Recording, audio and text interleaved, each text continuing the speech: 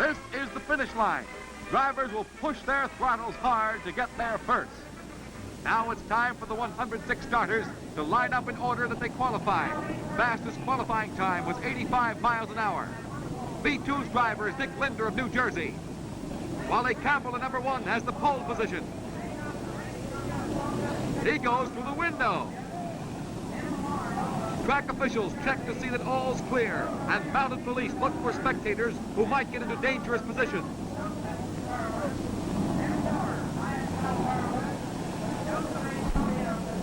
This picture is from the pace car, which is moving up to the head of the long line. The cars are strung out around most of the mile-long track. These souped-up motors must be held to 15 miles an hour for the pace lap, and there must be no passing until they cross the starting line after the pace lap. The flagman nervously surveys the large field. Wally Cambell in number 1 and Willie Turner in number 6 lead the parade. These men have been used to driving in second gear on short tracks, but with a mile to race on, well, they'll go into high gear today. Here they come, 106 of them. The race is on. Cambell in number 1 and Turner in number 6 lead the pack around that sharp curve. Look at that long string of racing cars. And Turner in number 6 moves ahead of Cambell. The first lap ends and Turner in number 6 overtakes the tail end of the field before it has crossed the starting line. Cambell in number 1 is still second. Cambell in number 1 is edging ahead of Turner in number 6, but not for long. The crowd and the partisan rooters in the pit see a terrific battle for the lead. Now Turner in number 6 edging ahead.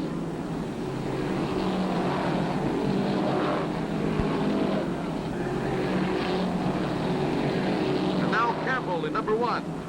Watch them speeding among the cars like broken field runners in a football game.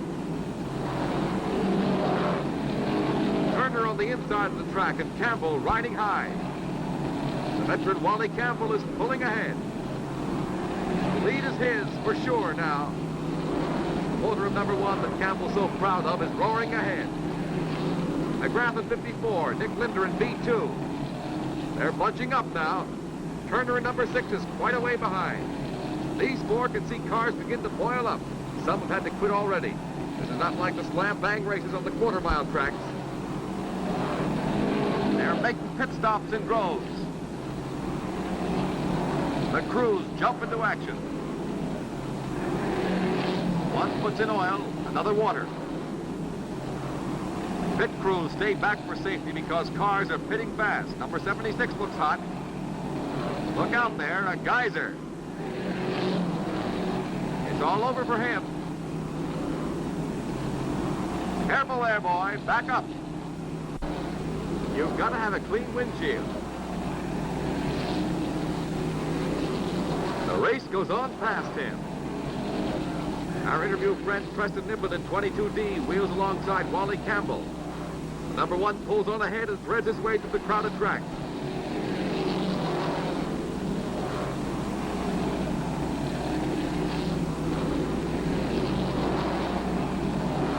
He gets through them all. Now we have a new contender in the race, Frank Schneider in number 88.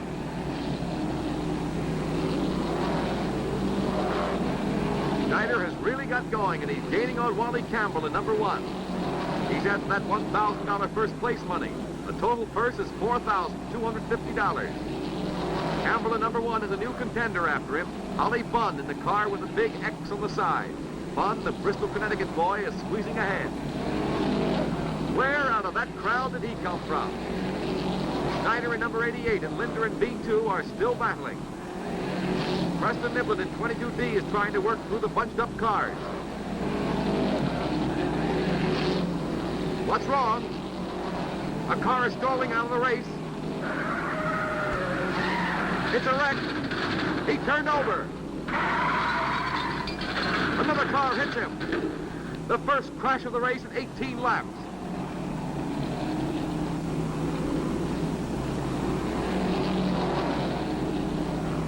The NASCAR official waves the yellow caution flag. The cars slow down. Driver John Steffen of Newark, New Jersey is hurt. Another comes to help him. An official runs to help, too. The pace car flies a red and yellow flag. The racers must follow slowly in single file until the track is cleared.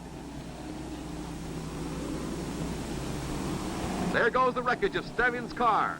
He's painfully but not seriously hurt. The last of the wreckage is cleared away for resumption of the race.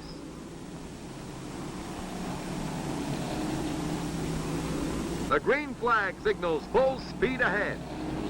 And they're at it again. Holly Bunn's ahead in X, but Campbell in number 1 pulls alongside. They're neck and neck as they go into the sharp turn. Campbell's pulling ahead.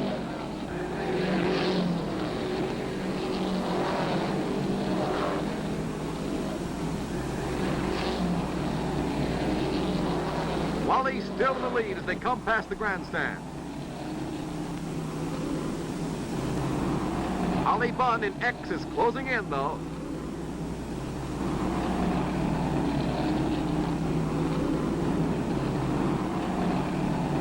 Watch this battle around the curves of this circular track. X is ahead.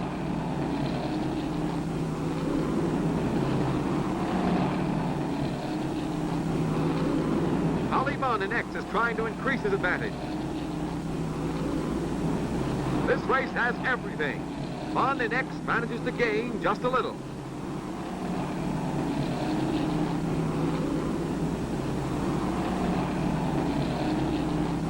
Wally Cambell in number 1 is pulling up on Bunn in X. And ahead, now Bunn comes up. And Bunn goes into the lead.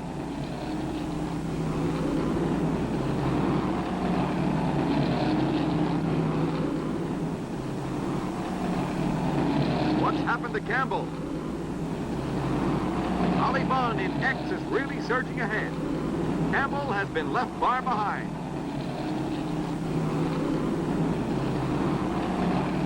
Here comes Cambell in number 1. He's in trouble and has to pit. His crew doesn't waste a second. Same old geyser trouble. And oily dust on the windshield. Meanwhile, Holly Bunn in X is gaining all he can and lapping every car in sight. He passes 2 at a time. But Wally Cambell is now in the race, not by a long shot. Anything can happen.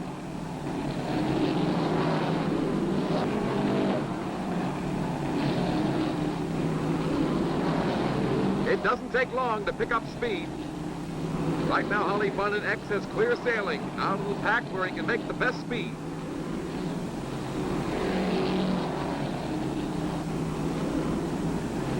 But trouble is dogging Wally Cambell. He's back in the pits before he can really get going.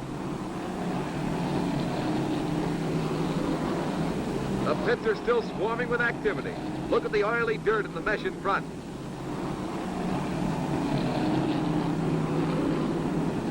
Something's got to be done in a hurry. McGrath's worked up ahead of steam, and number 66, the first steamer we saw in the race, goes back in again. Niblett in 22D and Dick Kohler in 352 speed pass. But Holly Bunn in X is way out there now. Another wreck. A car goes through the guardrail and into the woods.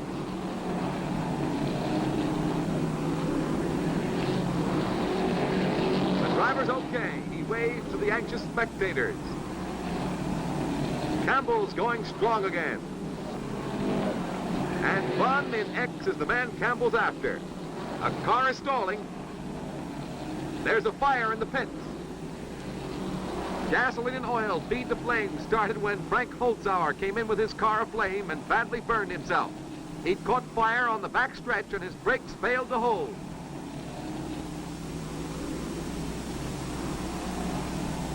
Say those men are going in after another car. Will they make it?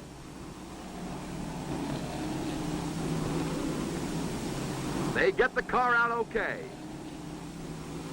The red flag stops the race. Drivers can't see for the smoke. Firefighters have acted quickly, but keep their distance. Flames from an explosion burst high in the sky. The blast is terrific. Flames reach the fuel tank. Firefighters are doing their best to get the flames under control. Can they succeed so the race can be resumed? Well, we'll see.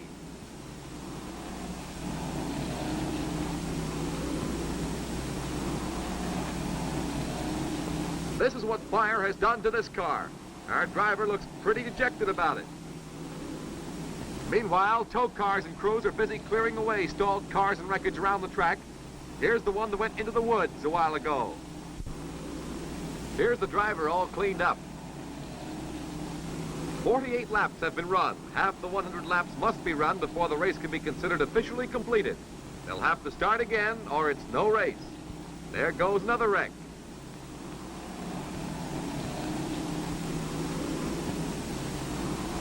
They're going to start again. They're all lined up as nearly as possible in the order they stopped. Official checkers have been counting the laps of each car.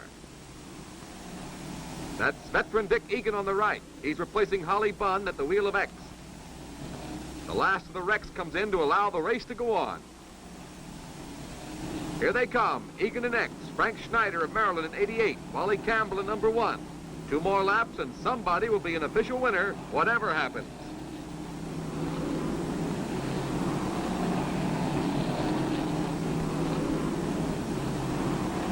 They're off again. Egan in X is keeping the lead. Now Campbell in number 1 is pulling ahead of 88. Campbell in number 1 has second for sure now, but he has to gain 5 laps to overtake Egan. Well, that's possible. Egan's experience will be tough to beat, though. Schneider in 88 hasn't given up, and he's gaining. He's even with Campbell in number 1. This battle has been going on all afternoon.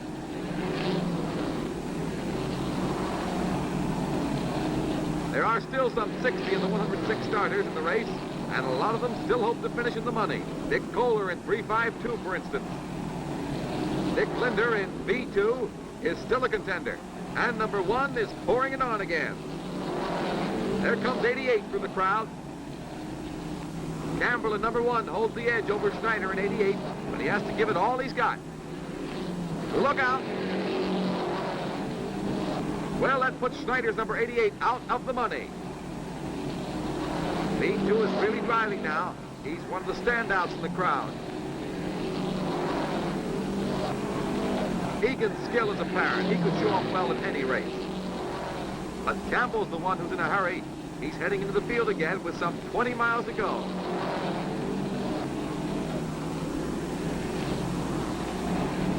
Look at him taking everything in his way.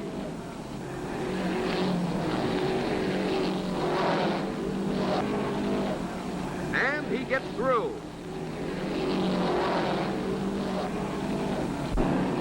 Our cameraman is keeping a close watch on this curve. It's rough. Watch some of the cars as they hit ruts. From the pits, the blackboard signal flashes an okay. Is it really okay? A car hits the wall. Another hits him.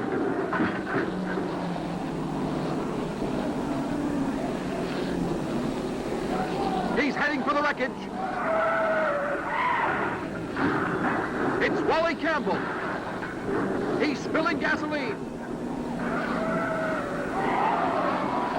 Wally Cambell still in the burning car. He's out. He's safe.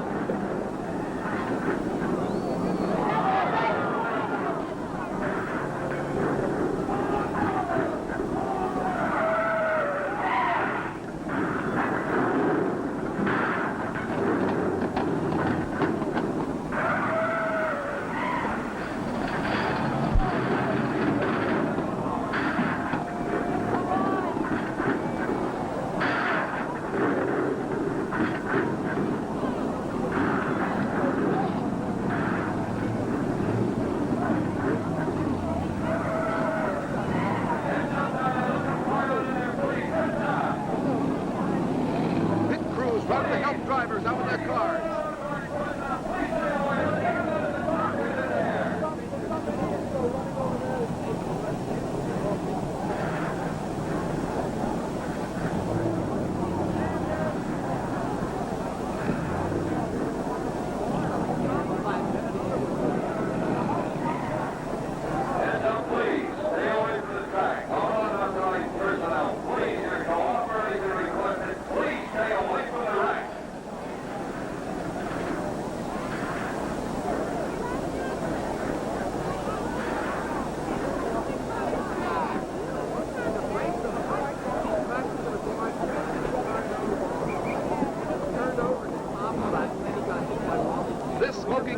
Wally Cambell's pride and joy. Fire has ruined it now. The race is over, of course, at 83 miles. Wally Cambell is given second place behind Dick Egan in number X. Down there, 10 cars are piled up. Ladies and gentlemen, this is the most spectacular wreck ever photographed in an automobile race. The driver of the car which first hit the wall, Don Black, has escaped with a compound fracture of the leg. You saw Cambell get out of his flaming car and go scot-free. Some of the others have been bruised, and that's all. Why did cars keep on piling into this mess? Well, some 50 of them were still in the race. Things happened so fast that they could not be warned in time, and driving in bunches, they sped around the sharp curve to be confronted by fire and wreckage. Some got through, some didn't. The drivers themselves can't really explain it. And thus ends the poor man's championship, the 100-mile sportsman stock car race, one of the most thrilling speed events in history. Veteran Dick Egan receives the trophy in the gathering disc at Langhorne Speedway.